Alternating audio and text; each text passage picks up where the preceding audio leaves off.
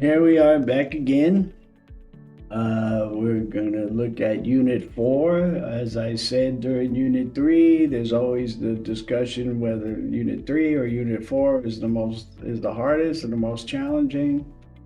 I picked Unit 4, but a lot of students pick 3. I don't know. Anyway, either way, what's going to happen for Unit 4 is I'm going to make three different videos, right? So I'm going to break it up into some chunks, three chunks, and hopefully, you view one, you process that, make sure you got it, and then you can look at the next one, and so on. Like I said, we're still simple math, but it's going to be a little bit more complex. So, all right. Um, so hopefully this works better. I let you know in the announcements that I gave a link to an old book that we used to use around here. It's free to look at. You can look at it and borrow it for up to 8 hours for free from the Internet Archive. The link is in the modules.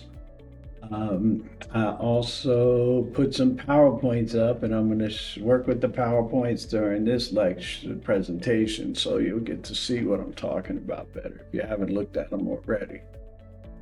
All right, so let's get started on Unit 4. So this is some repeat about what we touched on in Unit 3. At the end of Unit 3, I'm going to talk about,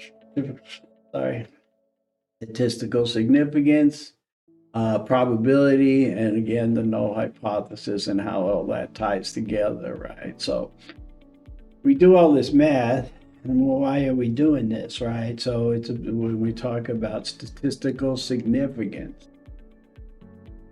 Once we do all of this, what does it mean? Well, what it means is we believe whatever it is we were studying is going to have some probability of happening or not happening, right? Like that's what we talk about. This will probably happen. When we talk about probability in statistics, we talk at probability at the 0.05 level, which is pretty much standard. When you read articles and you look in books, you're going to see that and I'll show you, P is less than 0.05. Right? It's also in the tables, you'll see is 0.01, which means it happens once in every 100 times, and 0.001, which means 1 in every 1,000 times, which is like very critical, very good data, but rare to find, right? So we consider if 0.05, we believe it's going to happen 95 times out of 100, then we consider that statistically significant in our projections. Like when we say this is going to happen 95 times out of 100, we feel that's a pretty good score. So statistically, that's it. Probability and statistical significance occurs at the 0.05 level. And I know you can't see it in the video, but hopefully you, like I've suggested, printed out the notes and you're following along, right? So this is what we talk about. When we're doing research, when you're doing experiments or you're doing even surveys, that kind of thing, right? We talk about there's independent data, which means all of our subjects have no relationship. They're just random subjects picked out of a crowd or picked out of some population. And then we have dependent data, which is where we study siblings, we study identical twins. In Scandinavia, I don't know why, but there is an incredible amount of identical twins born up there. And so they have the best longitudinal, like long-term lifetime studies of people where they provide something to one twin and not the other. Right? And so you get really good data from identical twins, but it's limited options, right? So for us, we're just going to stick with independent data, like two samples, the groups, they have no connection between anything, okay? So but be aware that there is such a thing as dependent data. All right, so we talked about probability, talked about the 0.05 level or the alpha level.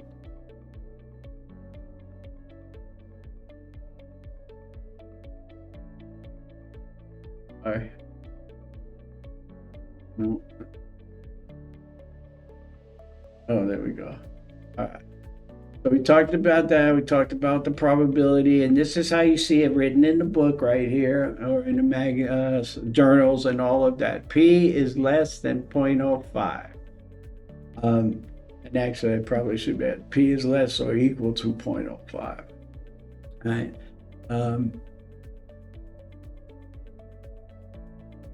We're not good, right? So to have statistical significance, right? We want P to be less than 0.05. And I just saw this, so hold on.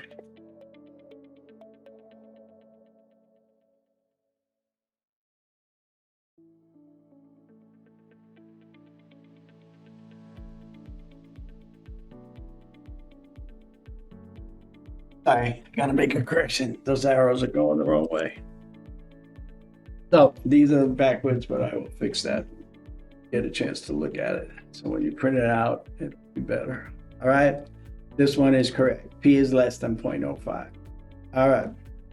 So then again, right, all of this is how we make decisions about the null hypothesis. We talked about the null hypothesis at the end of Unit 3, right? What we mean is, again, just a quick review. The null hypothesis states that mean 1 is equal to mean 2, the population. If we study an entire population, how do we define that? As long as we are working with an entire population, we look at the null hypothesis.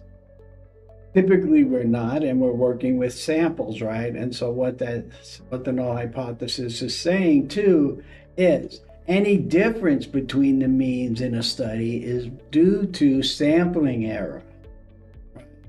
So that's why we want this statistical significance. That's why we want this data to have some validity by proven statistical significance, right? And that's how we make our decisions, right? And I'm not gonna stay on this too much longer. You know how to read, and hopefully you'll understand my notes, right? And anyway, so we have the null hypothesis. The mean 1 is no different than mean 2. Then we have the directional null hypothesis, our hypothesis, which is saying a directional hypothesis is saying mean 1 is greater than or equal to mean 2.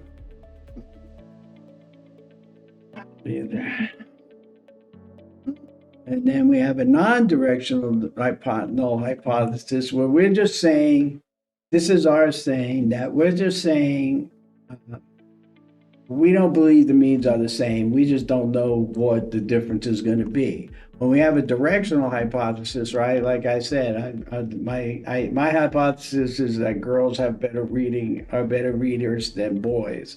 And that's how I'm going to prove it. And that's a directional hypothesis where I say mean 1 is going to be greater than mean 2. Versus, I don't know which one's going to be greater or different. I just know there's going to be a difference, right? So then we talk about how do we do this, right? So if we have statistical significance, we reject the null hypothesis, and if we don't reach significance, we do not reject the null hypothesis. Right? So, of course, you can only make 2 errors. You reject it when it's true, or you fail to reject it when it's not true. Okay. You can read all this, independent data. I went through this already. So now here we go. We're ready to do some math. I know you guys love math. Hold on. Sense here. All right, so the t-test. This is one of the first basic things we use to provide statistical significance, right? To decide whether or not we have statistical significance. We evaluate the difference between the means, right? And there's some I guess statistics about the t-test. The larger the sample, the less likely the difference is due to sampling error. Remember, I talked about how the null hypothesis says any difference between the means is due to sampling error. Well, the larger the sample, of course, the less likely that is true. The larger the difference between the means is, and the less likely it's due to sampling error. Okay? And we're going to talk more about sampling in that in the next unit. We wait, but the smaller the differences between the subjects, even if it's not, we still want to maintain independent data. We're still maintaining the independent data. The closer the similarities are between the subjects, the better off we are. Right? They don't have to be siblings, they don't have to be twins, but they could be like in the same socioeconomic status. They could be at the same educational level. They could have those kind of similarities that aren't necessarily matched, right? Like I can have a master's degree in social work and somebody else can have a master's degree in engineering. It doesn't mean we're the same, but it gives us some similarity. Hope that makes sense. All right. So we're going to calculate T, and we're going to use work with the degree of freedom again, and use a table, of course, to bring that up. Uh-oh, and that's the one thing we didn't bring up is the table. Ooh, fix that somehow. All right, here we go. Very simple. T, I'll hide the hard part. T is equal to mean 1 minus mean 2 over the standard deviation of the mean. Okay, this is our formula. M1, when it says M1, mean 1, it's whichever one is high, a bigger number. Whichever one is greater. Okay, it doesn't matter. We just want to make sure when the subtraction happens, it's a positive number. Okay, so mean 1 is always the higher mean. Mean 2 is always the lower mean. The larger the difference between the means, the larger the value of T, right? So, some of those checkpoints I talk about, if you have a big difference between the means and then a very small T, you might want to check your math. Something's typically has gone wrong. So that's one of those like checkpoints you can use, mental checkpoints to say, oh, this may not be right, okay? And of course, the larger the value of T typically means the null hypothesis will be rejected because it's going to be greater than the critical value T, and we're going to look at that. Okay. All right. So now here's the issue, right? That all looks easy, but here's where the work comes in: is when we talk about the standard deviation of the means, right? This is the formula. So this is where the work comes in. And in this case, right, so the standard deviation for the means is the square root of N1, which is the number of cases in group 1, right, minus 1 times the standard deviation of 1 squared plus N2, the number of people in group 2 minus 1 times the standard deviation of group 2, okay, right, shared. And then, of course, N1 plus 1. N2 minus 2 is our denominator, and this is also how we compute our degree of freedom. You'll see. Right, and all this is part of the square root, and 1 over N plus 1 over N2. All right, multiplies. We're going to walk through this, okay? So, we calculate the mean for each group, right? We have to calculate the standard deviation of each group, and then we calculate the standard deviation of the mean and plug all that back up into our t-test, right? So, we're going to give you all of that, so you don't have to figure it out. We're not going to start from scratch. We're just going to give you all of that, right? So, here we go. I don't know if I'm not going to rewrite this. I'm just going to walk through it, I guess. How's that? So here we go. I plugged in, right? So N1 is 12, right? Minus 1 times the standard deviation 1, which is 1.5 squared, plus n2, which is 11 right here, right? Minus 1 times the standard deviation of group 2, which is 1.4 squared, all over n1, 12, plus 11, which is n2, minus 2. All right? Times 1 over 12 plus 1 over 11. All right? Match this right here. All right. So here we go. So we did all that. We converted this into decimals, right? I changed that the fraction into decimals. That's pretty much all that I did. I did the subtraction, and everything else is pretty much the same, right? And now here I got these products, and now I broke it down to this, right? So all I did was do this multiplication, and I did this addition. So now that I got that, I did this multiplication. I did this division right here, right? That's all I did, left that the same. Then I did this multiplication and I moved into here. Now I just needed to get the square root. I hit my square root button on my calculator and I came up with 6.606, rounded down to 3, okay? So this is my standard deviation from the means, right? Like you've walked through problems like this before. You have all the data. It's just the addition, multiplication, subtraction, nothing fancy here. You don't have to search for anything. You're given all the numbers. You just have to work the numbers like we've been doing, okay? Then we take that and we plug it into this formula for t, right? So we know m1, we go back here, we're given m1 is 24 and m2 is 22. So we have 21, 24 minus m2, 22 over the standard deviation of the mean, which we computed to be 0.606.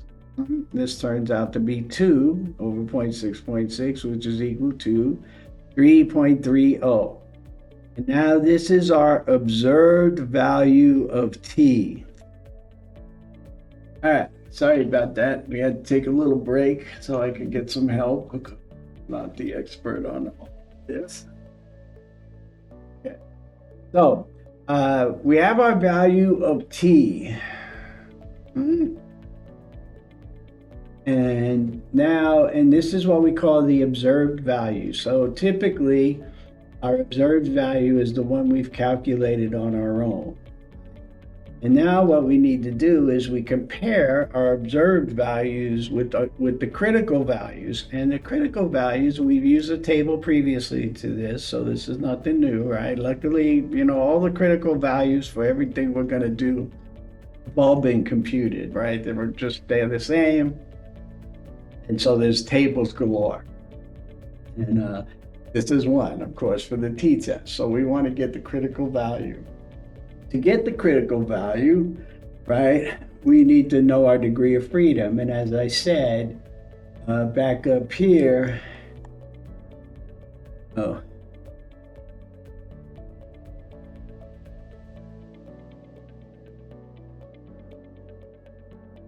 right.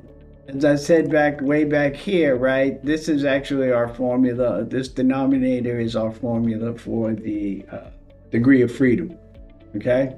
So, just like that, and go down here, and there it is, the degrees of freedom for the t-test, right, because it's different all the time, is n1 plus n2, number of subjects in n1 plus the number of subjects in group 2 minus 2.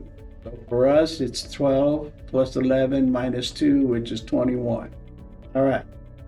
So now we go to the table, right? And here's our column. So remember I said 0.05 level is the minimum level for us to concede statistical significance. If it's if it's going to go wrong 6 times out of 100, we don't consider that. It's only 5 out of 100 is the best. And then, as I said, 1 out of 100 is even better, and 1 out of 1,000 is even better. For us, and we're in this class, and for the most part, people stick with the 0.05 level. So we're just going to go down here, this column where it says degree of freedom.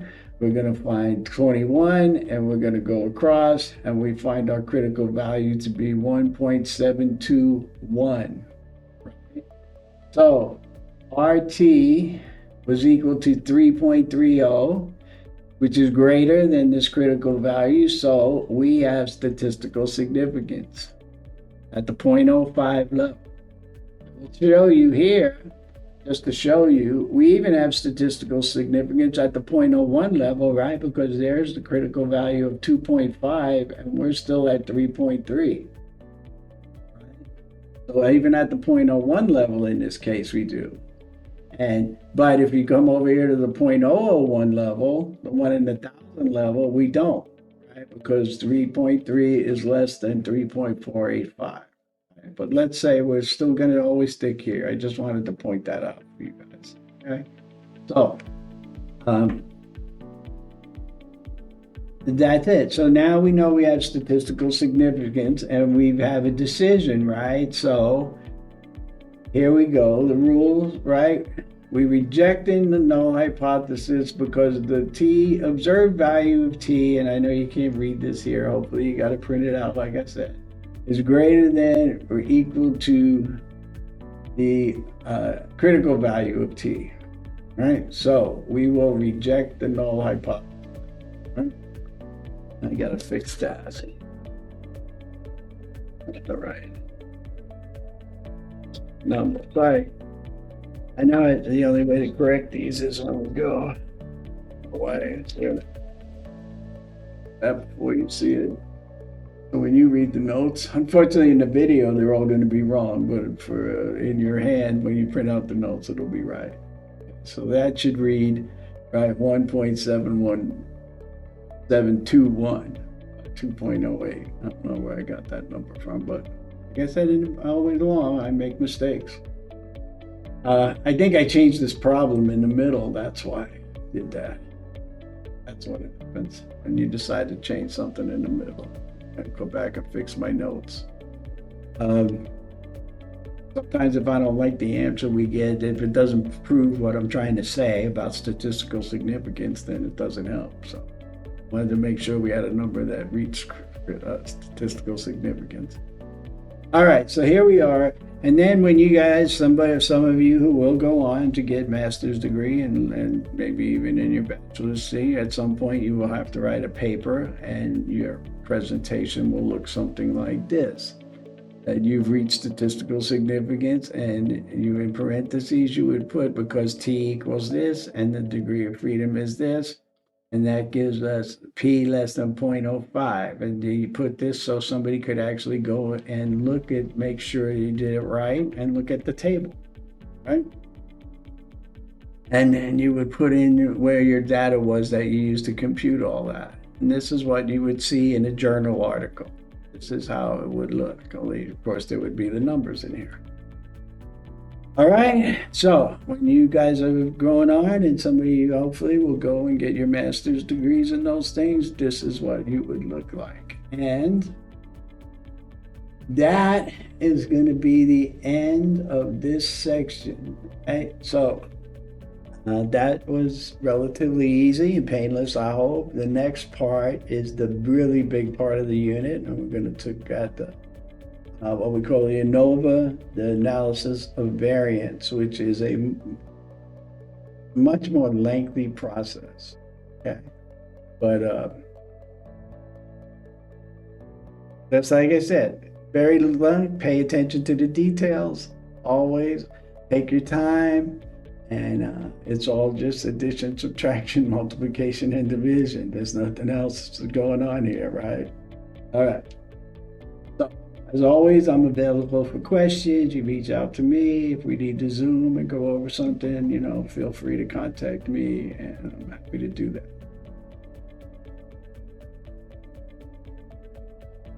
Stay tuned for section 2.